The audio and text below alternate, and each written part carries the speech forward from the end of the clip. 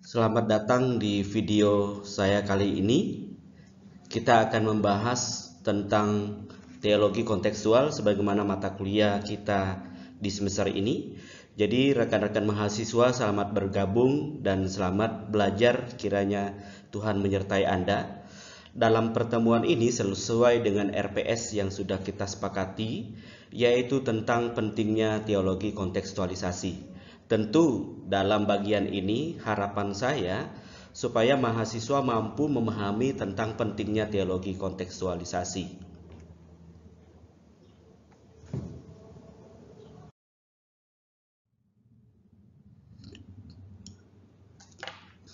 Teman-teman, kita mempelajari tentang pentingnya teologi kontekstualisasi, perlu kita lihat teologi kontekstualisasi adalah pendekatan teologis yang sangat penting dalam perkembangan teologi.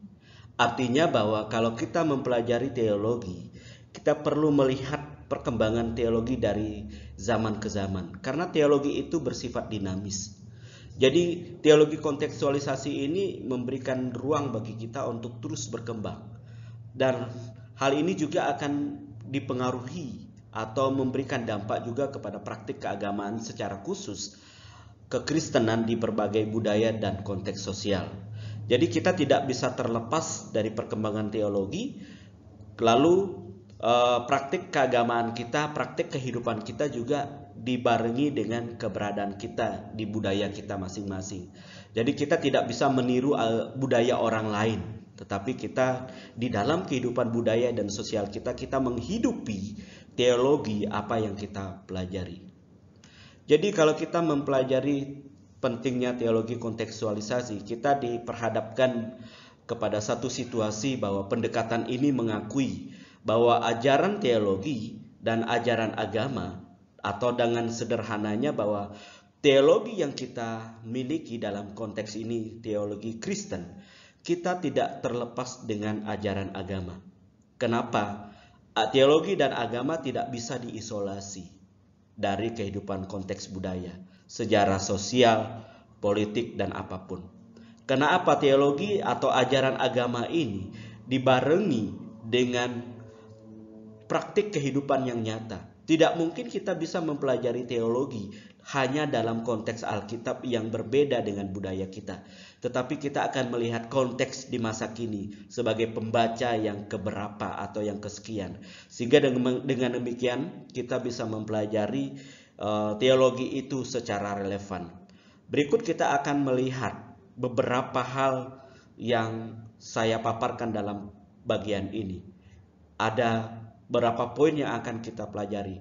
Silakan mahasiswa simak seterusnya video ini sampai selesai. Kalau ada pertanyaan, jangan lupa dicatat dan nanti dipersiapkan apakah akan dikomen pada YouTube ini atau nanti saudara bawa dalam kelas minggu depan. Silakan dipilih mana saja yang baik. Yang penting harapan saya saudara bisa memahami. Berikutnya kita akan melihat pentingnya teologi kontekstualisasi. Nah, pertanyaannya bagi kita, bagi teman-teman dan saya, mengapa teologi kontekstualisasi itu sangat penting? Berikut ini kita akan melihat beberapa poin yang akan kita pelajari bersama. Silakan simak terus video ini. Pertama, yaitu teologi kontekstualisasi untuk memahami kehidupan manusia.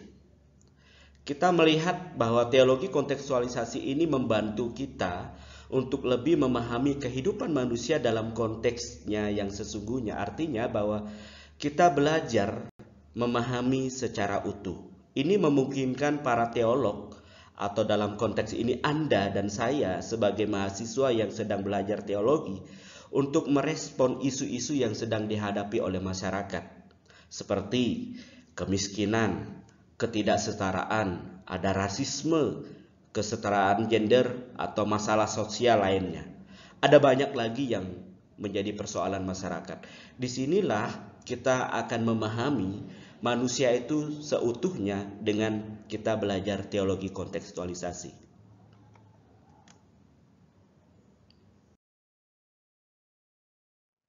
Kemudian yang kedua, atau yang berikutnya, teologi kontekstualisasi itu untuk menjadi bagian dari relevansi teologi. Kita melihat bahwa teologi yang tidak kontekstual bisa menjadi kering. Artinya bahwa pemahaman kita tentang Tuhan itu akan membuat kita bukan mengerti, tetapi menjadi tambah bingung. Selain itu juga tidak relevan. Mengapa saya katakan tidak relevan? Kalau kita membaca teks Alkitab dalam konteks budaya pada masa itu sangat berbeda dengan budaya masa kini. Dan itu akan membuat kita sulit mengerti, sehingga kita sebagai teolog menjelaskan teologi akan membuat orang bingung, apalagi di tengah masyarakat. Dengan memahami konteks lokal dan global, teologi dapat menjadi lebih relevan dengan kita bisa menjawab pertanyaan-pertanyaan seperti yang saya utarakan, persoalan kita sehari-hari atau persoalan masyarakat pada umumnya. Kemudian yang berikutnya kita belajar bahwa teologi kontekstualisasi kepentingannya adalah untuk pembauran dan misi. Yang dimaksud dengan pembauran misi di sini adalah teologi dapat membantu kita dalam melakukan dalam gerakan misi dan pelayanan di gereja. Pembauran dibutuhkan oleh setiap orang. Artinya bahwa teologi yang kita pahami dalam konteks kekristenan bukan teologi yang terlepas dari misi, atau dengan istilah sederhananya teologi yang kita bisa lihat konteksnya dalam kehidupan sehari-hari. Ini memungkinkan gereja untuk membaur dengan budaya dan masyarakat di sekitarnya, dan pada gilirannya dapat mempermudah penginjilan dan pekerjaan sosial yang lebih efektif. Artinya, pembauran dan misi dalam teologi kontekstualisasi ini adalah bagaimana konsep pemahaman teologi kita hidupi dalam kehidupan bermasyarakat.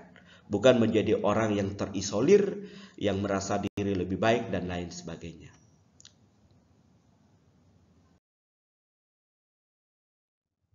Selanjutnya, kepentingan teologi kontekstualisasi yaitu menghormati budaya dan keberagaman. Teologi kontekstualisasi menghargai keberagaman budaya. Jadi sekali lagi saya tekankan kepada teman-teman mahasiswa bahwa teologi kontekstualisasi ini bukan menjadi sesuatu yang ekstrim, bukan sesuatu yang membuat kita menjadi fanatik, tetapi kita akhirnya mengerti bahwa setiap orang punya budaya dan kita punya keragaman budaya masing-masing. Hal ini mengakui bahwa ada banyak cara orang beribadah mendekatkan diri kepada Tuhan. Ada banyak cara orang untuk mencari Tuhan, beribadah kepada Tuhan. Dan kita sebagai orang yang memahami, yang menggeluti teologi, yang mempelajari tentang teologi secara khusus kekristenan, kita perlu menghormati perbedaan ini, ya. Karena ini merupakan bagian dari bangunan atau cara kita membangun kerukunan antar umat beragama dengan siapapun. Jadi dengan kita mempelajari teologi kontekstualisasi, pada akhirnya kita menyadari bahwa ada banyak cara orang mencoba mencari tentang Tuhan yang mereka yakini.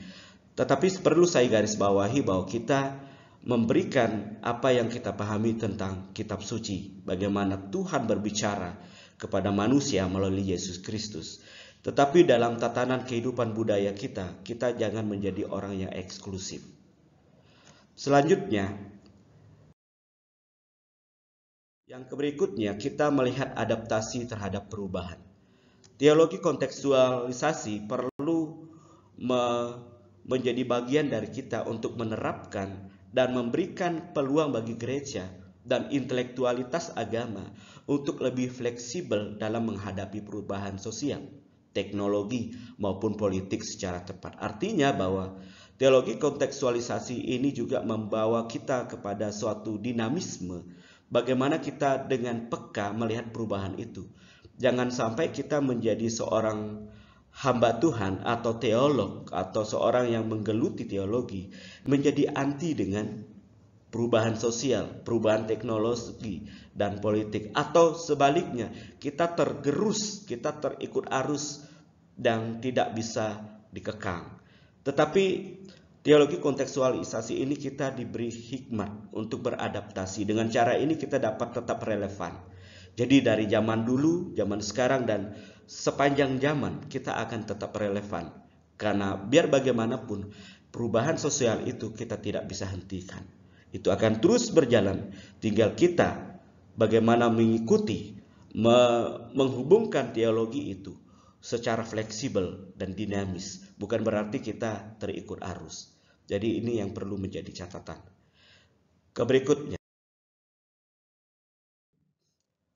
teman-teman harus mengerti bahwa teologi kontekstualisasi ini juga menjadi sarana dalam berdialog antar budaya maupun antar agama. Teologi kontekstualisasi ini mendorong saya dan saudara untuk membangun dialog atau pertukaran pikiran antara agama-agama atau antara agama dan budaya-budaya. Jadi teologi kontekstual ini kita komunikasikan, bukan kita bawa menjadi satu bagian yang merasa bahwa kita paling benar.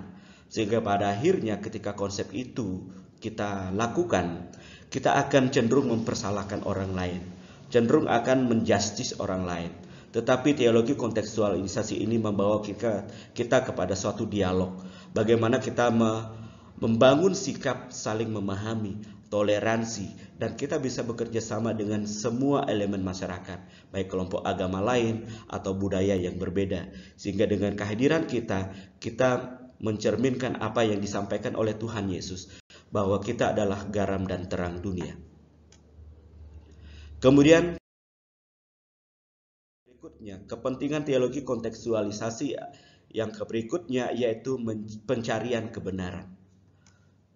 Dalam pendekatan ini, pencarian akan kebenaran tidak hanya melibatkan pemahaman teks agama, tetapi juga penerapannya dalam konteks yang konkret. Artinya sederhananya begini teman-teman. Dalam kita mencari kebenaran, kita bukan hanya mengisi intelektual kita, mengisi pengetahuan kita, tetapi kita tidak bisa menerapkan pemahaman itu dalam kehidupan praktis kita. Kalau kita hanya mengisi kebenaran Alkitab itu secara intelektual, maka kehidupan kita tidak bisa mencerminkan karakter Kristus sebagaimana yang kita pelajari dalam kehidupan kita yang kita ambil dalam kitab suci. Tetapi kalau kita mempelajari lalu kita terapkan, sehingga kita akan menjadi orang yang bisa mencerminkan karakter Kristus, yaitu tentang mengasihi. Ini memungkinkan para pemeluk agama untuk menggali lebih dalam lagi dari ajaran agama yang mereka yakini dan menerapkan dalam kehidupan sehari-hari. Jadi ini yang berikut. Kemudian selanjutnya kesinambungan sejarah. Teologi kontekstualisasi mengingatkan kita bahwa agama adalah warisan sejarah yang berakar dalam budaya dan tradisi tertentu. Ini membantu kita untuk menjaga kesinambungan antar masa lalu, masa sekarang, dan masa depan di dalam keragaman atau kerangka keagamaan kita.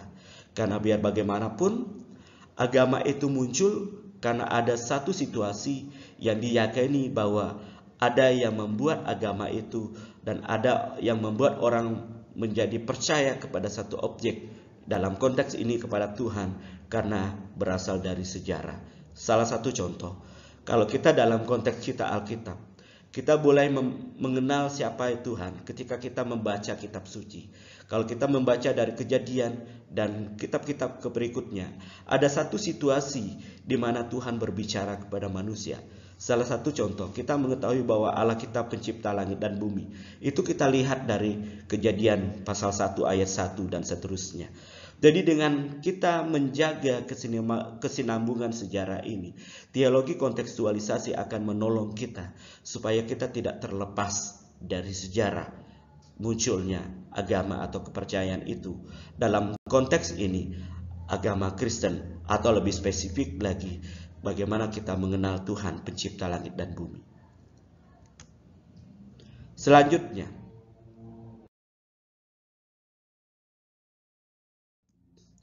kita pada akhirnya dari sekian yang kita pelajari tadi, kalau ada yang ingat, silakan dicatat, silakan dikomenkan di bawah link ini. Atau kemudian ada yang ingin bertanya, Apa yang masih kurang atau ada yang masih belum jelas? Silakan komen di YouTube ini supaya nanti kita bisa diskusi minggu depan. Pada kesimpulan dari pembelajaran kita pagi hari ini, pada intinya teologi kontekstualisasi kita tahu bahwa ini upaya untuk menjadikan agama dan teologi itu lebih hidup, lebih relevan, lebih inklusif, dengan memahami dan merespon kebutuhan dan tantangan di berbagai konteks budaya dan sosial. Jadi teologi kontekstualisasi ini sangat perlu kita pelajari untuk merespon kebutuhan dan tantangan. Sehingga teologi kita akan menjadi hidup, bukan hanya sebatas teori. Ini adalah langkah yang paling penting dalam memastikan bahwa ajaran kekristenan atau ajaran agama tetap relevan dan bermakna dalam dunia yang terus berubah. Demikian pemaparan kita pada saat ini. Jika ada teman-teman yang ingin bertanya, ingin menyampaikan pendapat, silakan disampaikan pada komentar di bawah ini. Kita akan berdiskusi atau bisa juga melalui WhatsApp di grup kita dalam kelas. Demikian pemaparan hari ini. Tuhan menyertai kita semua.